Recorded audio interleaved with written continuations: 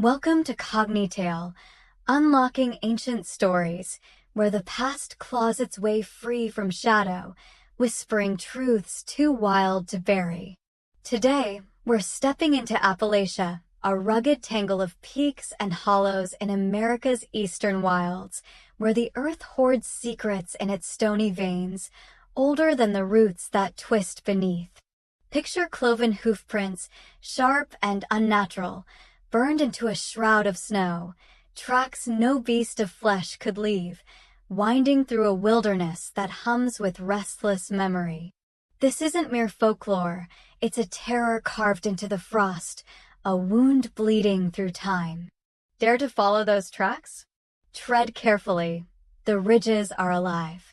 Black Hollow, 1855, was a fragile speck stitched into Appalachia's unforgiving quilt, a place where the land seemed to resent the living.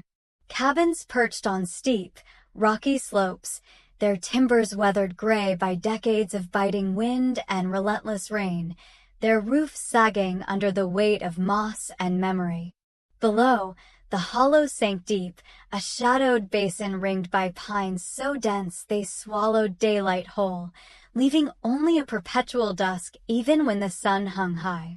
The folk who carved out a life here, miners with coal-blackened nails and lungs thick with dust, farmers wrestling thin, stony soil for meager harvests, families bound by blood and a stubborn will to endure, lived with tales spun over flickering hearths, passed down like heirlooms. Their grandfolks had whispered of cloven prints glimpsed in the frost, stark against the snow like brands, of kin who wandered too far into the woods and returned only as echoes in the wind, blamed on a watcher in the pines no one dared name aloud lest it hear. Most scoffed at the stories, their laughter loud and hollow, a shield against the unease that gnawed at the edges of their days. They blamed the tales on moonshine fumes or the delirium of long, dark winters, when the hollow seemed to close in, its silence heavier than the coal seams threading its depths. But Black Hollow had a way of listening, its stillness a presence that pressed against the skin, a quiet that held its breath. That winter arrived like a judgment, fierce and unyielding, a storm roared down from the peaks, its winds shrieking through the trees like a banshee unbound, tearing at the cabin's shingles, rattling windows patched with rags. Thunder rolled too long, too deep, a sound that sank into the earth and shook the roots of the mountain, as if something vast and ancient stirred beneath, roused by the tempest's call. Lightning stabbed the sky, jagged and relentless, casting skeletal shadows over the snow-draped hills, illuminating the pines in stark, fleeting bursts. By dawn, a thick white blanket smothered the hollow, pristine, untouched, its surface glinting in the weak morning light, until the prince appeared, shattering the illusion of peace. Cloven, two-pronged, larger than any buck's, they seared into the frozen ground, edges smoldering like dying embers, the soil beneath warm to the touch, defying the bitter cold that numbed fingers and frosted breath. The track snaked through Black Hollow over split-rail fences weathered by time, up the rough-hewn walls of cabins where children slept fitfully, onto sagging rooftops patched with desperation, mocking every law of beast or man, their path a riddle etched in fire and frost. Widow May was the first to see them, her breath fogging as she stood in her doorway, rifle propped against her hip, her gray hair pulled tight beneath a woolen shawl stained with years of toil. The prince trailed from her barn, where the goats bleated in frantic, restless chorus, their eyes wide with primal fear, to the dark, endless line of trees beyond, vanishing into the forest small like a thread swallowed by shadow. "Devil's work," she rasped, her voice sharp as flint, cutting through the morning hush, honed by a lifetime of loss, her husband taken by the mines, her sons by fever, leaving her alone with the land and its ghosts. Her grandson, Cal, 16 and brash, leaned against the porch rail, his coat patched at the elbows, his dark hair tousled by the wind that never seemed to still. He rolled his eyes, kicking at the snow with a worn boot, his breath a faint cloud. "Old tales, Gran. Probably some fool miner messing with us after too much whiskey." But his smirk faltered as he crouched, brushing a gloved hand over a print. The snow hissed faintly, melting under his fingers, a thin wisp of steam curling upward, the heat prickling his skin through the leather. He stood quickly, wiping his hand on his trousers, unease flickering in his hazel eyes, a spark of doubt igniting beneath his bravado. May watched him, her gaze steady, knowing, her lips pressed into a thin line as if she'd seen this moment coming for years. Then came the vanishing, a wound that tore the hollow's fragile piece apart. Lila, the baker's youngest, a girl of 14 with flour-dusted braids and a laugh that once brightened even the gloomiest days, was gone by midday. She'd been on her porch, rolling dough for the evening's bread, her hands dusted white, her voice humming a tune her mother taught her. When she disappeared, no scream, no scuffle, just a single cloven mark smoking by the door. The wood beneath scorched black as if branded by a molten iron. The town fell silent, dread seeping into the cracks of every cabin, curling through the hollow like a fog that refused to lift. The tracks multiplied overnight, looping icy streams that gurgled beneath thin crusts of ice, threading through skeletal underbrush stripped bare by winter, trailing a sulphurous stench that stung the lungs and lingered on the tongue like ash. Preacher John stood in the churchyard, his thin frame trembling beneath a threadbare coat, his Bible clutched tight in bony hands, its pages worn from years of fervent turning. His voice rose shrill over the wind, cracking with desperation. "Satan walks among us, repent, or be claimed by the fires below." The faithful nodded, their faces pale, their eyes darting to the shadows beyond the church's warped planks. Cal, lantern in hand, followed the prince at dusk, the flame flickering wildly in its glass cage, casting jittery shadows across the snow. The crunch of his boots echoed in the stillness, each step heavier than the last, until he stopped cold. A shadow loomed ahead, tall and horned, its silhouette stark against the fading light, red eyes glinting like forged coals through the dusk. The wind whined through the pines, a mournful howl, and it was gone, melting into the gloom as if it had never been. He stumbled back to the cabin, heart pounding, the lantern's light trembling in his grip, its weak glow barely piercing the dark. May seized his shoulder that night, her fingers iron-strong despite her age, her eyes fierce as a hawk's, glinting with a fire that refused to dim. "It's back," she said, her words a quiet thunder, heavy with the weight of memory, of tales her father told her, of nights she'd spent listening to the wind for signs. Outside, growls rumbled low, circling the cabin, sinking into the bones, a sound no wolf or bear could claim, a sound that seemed to rise from the earth itself. Was it a beast of flesh, a curse woven into the hollow's roots, or the mountain waking in wrath, its patience worn thin by the lives carved from its flanks? The air thickened, the shadows stretched long and jagged, and Black Hollow shivered in the grip of something ancient, something that remembered every soul it had claimed. Morning broke gray and heavy, the sky a slate of unbroken clouds, the snow piling higher, drifts swallowing the lower steps of cabins, yet the prince endured deeper now, the ground beneath them blackened as if a coal vein had erupted to the surface, each mark a wound in the earth. They ringed May's cabin in a jagged halo, hoof marks stark against the frost, their edges curling with faint wisps of smoke that hung in the still air. She stood watch on the porch, breath clouding in sharp, deliberate puffs, her rifle cradled like an old friend, its barrel cold against her calloused hands. "It's hunting," she said, her voice low, the sulfur stench clinging to every syllable, thick enough to taste, a bitter tang that coated the throat. The trees beyond groaned, their branches snapping without a breeze, sharp cracks echoing through the hollow as if something massive shifted unseen among them, something that pressed against the world and made it tremble. Cal clutched a shovel, its handle rough against his palms, splinters biting into his skin, his bravado crumbling like ash in his throat, leaving only the raw edge of fear. "Why us, Gran? What's it want?" His voice cracked, betraying the boy beneath the bluster, his hands unsteady as he gripped the tool tighter, his knuckles whitening.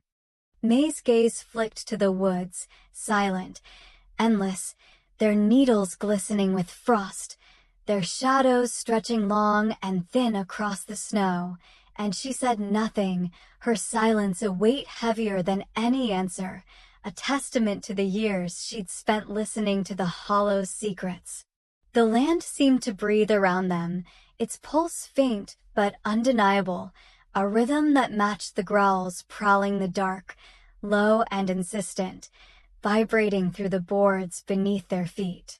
Cal's mind raced, snagging on half-remembered tales his father had told him, stories of miners lost in the shafts, their lanterns snuffed by sudden winds, their screams swallowed by the dark, of shadows that moved against the light, too tall, too wrong. He'd laughed then, a child safe by the fire, but now the memory chilled him, each growl outside twisting the stories into something real, something close. They followed the tracks, the snow hissing under their boots, a faint sizzle that raised the hairs on Cal's neck, each step a gamble against the unknown. The trail twisted through the hollow, past abandoned traps crusted with ice, their jaws rusted shut, past the frozen creek where children once fished in warmer days, their laughter long faded into the wind. It led to a cave, a gash in the hillside, its mouth exhaling faint, unnatural heat, the air sour with rot and something older, something that clung to the back of the throat like damp earth after a flood. Cal's lantern trembled as he stepped inside, the light catching on bones scattered across the floor, human, old, their surfaces scored with cloven marks as if clawed by fire, their whiteness stark against the dark stone. Skulls grinned in the shadows, their empty sockets watching, femurs lay broken like kindling, and ribs curved upward like the bars of a cage long abandoned. May knelt, tracing a skull with a calloused finger, her shawl slipping to reveal the lines etched deep in her weathered face, her eyes narrowing as memory stirred. "This ain't new," she whispered, her voice barely audible over the cave's low hum, a sound that vibrated through the stone and into their bones, a pulse that seemed to quicken as they lingered. "My pa saw it too, wrote it down, warned us to stay clear, said it took his brother one winter when the snow fell thick like this." She stood, her bad leg stiffening in the damp chill, and pulled the shawl tighter, her breath fogging in the dim light. That night, Black Hollow huddled in the church, a ramshackle building of warped planks and a leaning steeple, its lanterns casting weak pools of light across pews packed with wide-eyed folk, their faces drawn tight with fear. Old Tom, a miner bent by years underground, rasped through a cough, black dust flecking his lips, his hands trembling as he gripped the bench, his nails chipped and stained. Heard growls in the shafts, long ago, deep ones, not bear nor wolf, something that shook the walls, made the timbers groan. "It's in the rock, I tell ya, older'n us all, older'n the hollow itself, waitin' down there where the light don't reach." His words hung heavy, mingling with the prayers muttered by the women clutching rosaries, their knuckles white, their voices trembling over the drone of the wind outside. A roar split the silence, sudden and guttural, the earth quaking beneath their feet, the church's foundation creaking as if it might give way. Fresh prints burned into the snow beyond the doors, smoking, relentless, circling closer like a predator sizing its prey, their heat melting the frost in jagged patches. May dragged Cal back to the cabin, her hands shaking as she unearthed her father's journal from a tin box hidden under the floorboards, its hinges rusted, its contents a lifeline to the past. Its leather cover was cracked, its pages brittle and yellowed, filled with sketches of hooves, some smudged, others precise, drawn with a trembling hand, and scrawled warnings in a spidery script. It claims the hollow, feeds on its heart, takes what it's owed. The final line froze Cal's blood. Lila's not the first, won't be the last. The cabin rattled, growls prowling the dark, a rhythm that matched the pulse in his ears, steady and unyielding. He peered through the frost-rimed window, the glass cold against his fingertips, and saw them, red eyes unblinking, hovering in the blackness like twin lanterns in a storm, their glow piercing the night. The journal slipped from his hands, a loose page fluttering free, its edges curling as it fell, and the wind howled louder, carrying a voice within it, faint but undeniable. Mine. The prints weren't random, they formed a pattern, a cage tightening around the town, inescapable as the hills that cradled it, each mark a link in a chain forged long before they were born. May loaded her rifle, her face carved from stone, her movements precise despite the tremor in her fingers, the click of the chamber loud in the stillness. "It's waking again," she said, her words a blade against the night, sharp with the certainty of someone who'd faced it before and lived. Something ancient, something bound to the hollow's roots, was rising, a presence that had slumbered beneath the coal and stone, stirred now by Lila's vanishing, her absence a key turning in a lock rusted shut. The night pressed closer, patient, ravenous, its breath fogging the glass, its shadows pooling in the corners like ink. The cabin's walls creaked, the fire guttered in the hearth, and the growls grew louder, a chorus that seemed to seep from the earth itself, calling to the blood in their veins. Cal stormed to the cave the next dusk, May's rifle hot in his grip, its weight a tether to the world he knew, the journal tucked against his chest like a talisman, its edges digging into his ribs through his coat. "I'll kill it," he growled, fear swallowed by a rage that burned hotter than the tracks, a fire stoked by Lila's absence, by the hollow's cruel silence, by the eyes that haunted his sleep. May trailed behind, her silence a weight, her steps deliberate despite the limp in her bad leg, her shawl trailing in the snow like a ghost's veil, its threads catching on the frost. The hoofprints glowed now, faint embers pulsing in the snow, their light casting eerie shadows that danced across the ground, leading into the cave's steaming maw. The air thickened with heat and decay, a stench that coated the throat and clung to the lungs, and the walls thrummed, a heartbeat, alive, ancient, resonating through the stone and into their bones, quickening as they approached. Inside, the cave stretched deeper than it should, a tunnel that defied the hill's modest size, its ceiling lost in shadow, its walls scarred with hoof marks, glistening wet as if bleeding tar, their surfaces slick to the touch. Shadows danced in the lantern's glow, twisting into shapes that flickered and vanished, faces frozen in screams, hands reaching from the dark, a child's silhouette clutching a doll, before melting back into the gloom, leaving only the echo of their presence. The air grew heavy, pressing against Cal's chest, each breath a struggle as the cave seemed to tighten around them. A pit gaped at the center, black, steaming, its edges rippling like water disturbed by a stone, its depths swallowing the light, a void that pulsed with a life of its own. A shape rose from it, horned, coal dark, its form shifting, edges blurring as if reality bent to accommodate its presence, its silhouette a wound in the world.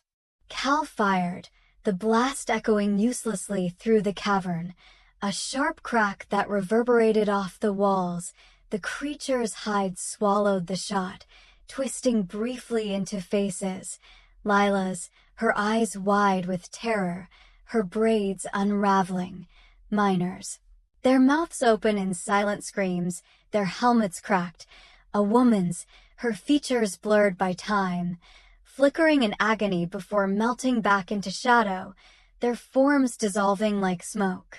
Red eyes flared, bright as blood, cutting through the dark, and it spoke, a chorus of whispers that clawed at his mind, a cacophony of voices overlapping, discordant yet unified. "You woke us." The words burrowed into him, cold and sharp, a truth he couldn't unhear, a weight that settled in his gut. The pit churned, shadows surging upward, souls trapped in its depths, their voices hissing names, dates, pleas from centuries lost to the hollow, a tapestry of despair woven through time. A miner's growl from 1802, rough and broken, cursing the dark, a child's sob from decades past, calling for a mother long gone, a woman's scream that cut off sharp, swallowed by silence. They swirled around him, a storm of the damned, their presence pressing against his skin, their anguish a palpable force. May yanked Cal back, her nails digging into his arm, her breath ragged, her eyes wild with a fear she'd never shown before.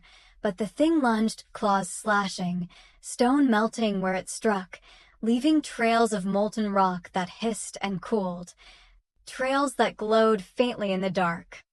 The cave warped, walls oozing, the air buckling under its weight, reality bending as if it might snap. "It's the hollow!" May shouted, her voice cracking as the creature shifted, taller, then squat, horns curling into impossible shapes, its body rippling like oil on water, its edges fraying into tendrils that reached and retreated, a nightmare unmade, reshaping itself with every breath. Cal swung the rifle, its barrel warping in his hands, the metal bending as if softened by a forge, useless against a thing that defied form. Then he saw it, a shard in the thing's chest, ember bright, pulsing like a heart, its light casting jagged shadows across the cave, illuminating the bones in stark relief, their cloven marks glowing faintly. The whispers screamed, a single command piercing the chaos: "Take it." Their voices rose to a fever pitch, a desperate, unified cry that drowned out the roar of the beast. He dove, burning his palms as he ripped the shard free, the heat searing through his gloves, his skin blistering beneath, the pain sharp and immediate, grounding him in the chaos. The creature roared, a sound that shook the cave to its core, its form splitting, faces peeled away, shrieking, their features dissolving into the air, Lila's eyes lingering longest, wide and pleading, before fading into nothing. The pit sucked inward with a wet, hungry gasp, a vortex of shadow and steam, pulling at the air, tugging at Cal's coat as he scrambled back. The cave shuddered, stones tumbling from the ceiling, dust choking the air as it collapsed inward, the walls folding like a beast curling in on itself, the ground trembling beneath them. Silence fell, heavy and sudden, broken only by May's ragged gasps beside him, her shawl torn, her rifle lost in the rubble, her hands clutching at the stone as if to anchor herself. Cal clutched the shard, its heat fading, the growls muted to a distant echo, a whisper that lingered at the edge of hearing.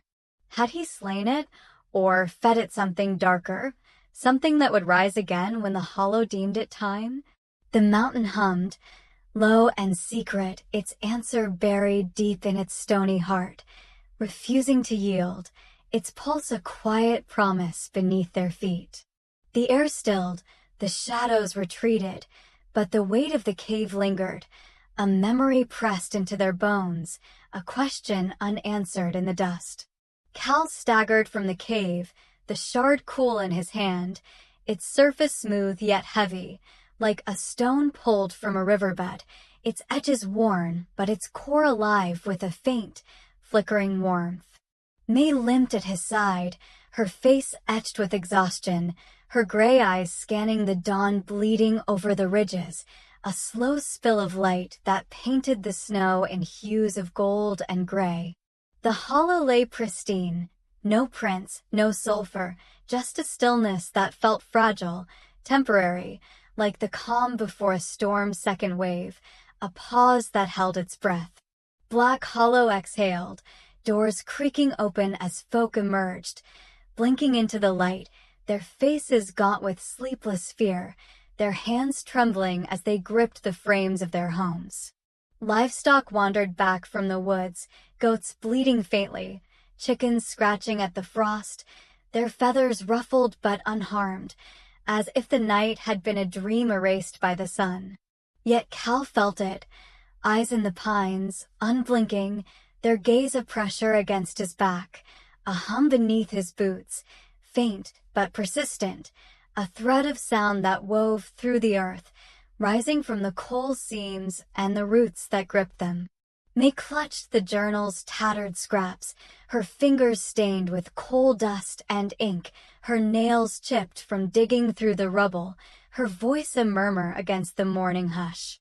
It's in the hills, always was, always will be. She sank onto the porch steps, her bad legs stretched stiffly before her, the journal resting in her lap like a relic, its pages fluttering faintly in the breeze, their warnings worn but unyielding. The town called it a miracle, Preacher John praising God from his pulpit, his voice rising over the creak of the church's warped boards, his flock nodding in fervent relief, their hands clasped in prayer, their hymn a shaky offering to the light. But May shook her head, her eyes fixed on the horizon where the pines stood sentinel, their branches swaying faintly without wind, their shadows pooling dark and deep across the snow. "It's waiting," she said, her words a quiet blade, cutting through the false dawn, sharp with the certainty of someone who'd stared into the hollow's heart and seen its truth. That night, Cal sat by the fire, the shard on the table before him, its surface catching the flame's glow, casting faint reflections across the cabin's rough walls. It pulsed softly, a heartbeat of light, then dimmed as if sinking into sleep, its edges cool to the touch yet heavy with intent, a weight that pressed against his mind. He ran his fingers over it, tracing its smooth curves, the blistered skin of his palm stinging at the contact, a reminder of the cave and its cost. The fire crackled, spitting embers onto the hearth, and the cabin settled into a quiet that felt borrowed, temporary. He stepped outside, the cold biting his skin, the air sharp with the scent of pine and frost, the night sky a tapestry of stars obscured by the looming ridges. He froze, a single cloven print smoked in the snow by the door, fresh, its edges curling with faint heat, the ground beneath warm against his fingertips, a fleeting warmth that faded as he touched it. He blinked, and it was gone, the wind carrying a scrape, too close, too real, a sound that lingered in his ears like a promise, a whisper from the pines that rustled faintly in the dark. He stood there, breath fogging, staring into the woods, the shard heavy in his pocket, its pulse faint but alive, a tether to the thing he'd faced. The hollow kept its secrets, the mountain its vigil, their silence a wall no man could breach. Whatever Cal had pulled from that pit, it wasn't the end, just a pause, a breath held before the next growl, a respite granted by a force that measured time in centuries, not days. The shard pulsed once more, a flicker against his thigh, and the pines whispered back, their voices too low to decipher, too old to ignore, a chorus that wove through the night. Black Hollow settled into an uneasy peace, its folk clinging to the light, their lanterns lit against the dark, their prayers a shield against the unknown. But Cal knew the tracks would return, the eyes would watch, the growls would rise again, and the hollow would claim what was its own, as it always had, as it always would. Your turn. Loved The Devil's Footprints in Appalachia? Subscribe to CogniTale, unlocking ancient stories for more tales that grip like frost and haunt like echoes. Like, if the tracks chilled you, skip if they didn't, be honest. Comment, would you chase those prints or let the hollow bury them?